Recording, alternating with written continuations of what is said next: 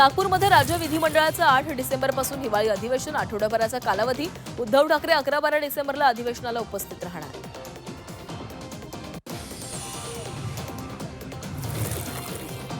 वर्ध्यातील 248 गावांमधील शेतकऱ्यांना श्यामाप्रसाद मुखर्जी सौर कुंपण योजनेचा लाभ मिळणार. देवळी विधानसभा क्षेत्रातील रिझर्व्ह फॉरेस्ट नसलेल्या शेतकऱ्यांना या योजनेचा लाभ मिळणार. आमदार राजेश बकाने यांच्या प्रयत्नामुळे हजारो शेतकऱ्यांना दिलासा.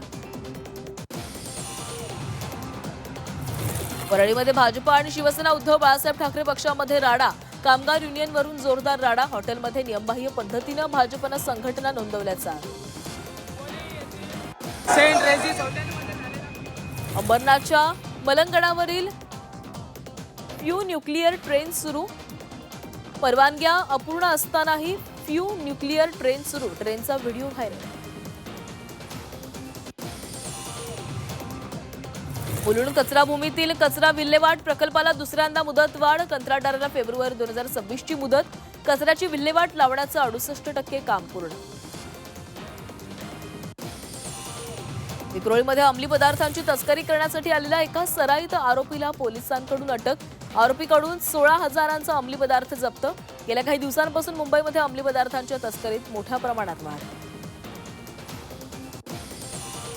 जळगावातील बाजारामध्ये वांग्याची मोठी आवक. भरिताच्या वांग्यांना मोठी मागणी.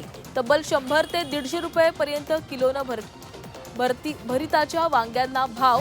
थंडीत वाढ झाली असून भरिताच्या वांग्याची विक्रीही वाढली. जालन्यातील अंबड तालुक्यातील टाका भागामध्ये एका शेतकऱ्यानं 5 एकरावरील मोसंबी बागेवर फिरवला जेसीबी. मोसंबीला कमी दर मिळत असल्यामुळे मोसंबीच्या उत्पादनातून लागवडीचा आणि देखभालीचा खर्चही निघत नसल्यानं शेतकऱ्याचं टोकाचं पाऊल. उत्तर पुणे जिल्ह्यातील बहुचर्चित पुणे नाशिक हायस्पीड रेल्वे प्रकल्पाला अखेर ब्रेक. रेल्वे मंत्री अश्विनी वैष्णव यांच्याकडून नव्या रेल्वे मार्गाची घोषणा. जुना प्रस्तावित मार्ग रद्द. कल्याण पूर्वमधील पेयाण पार्किंगवरून मध्य रेल्वेच्या दक्षता पथकाचा छापा. रेल्वे प्रशासनाची फसवणूक करण्याच्या नावाखाली चालवणाऱ्या बनावट सुविधेचा पर्दाफाश. पार्किंग संचालकाला अटक. महापालिकेच्या शाळेतील विद्यार्थ्यांच्या सकस आहारासाठी मुंबई महापालिका प्रशासनानं विशेष पाऊल उचललं.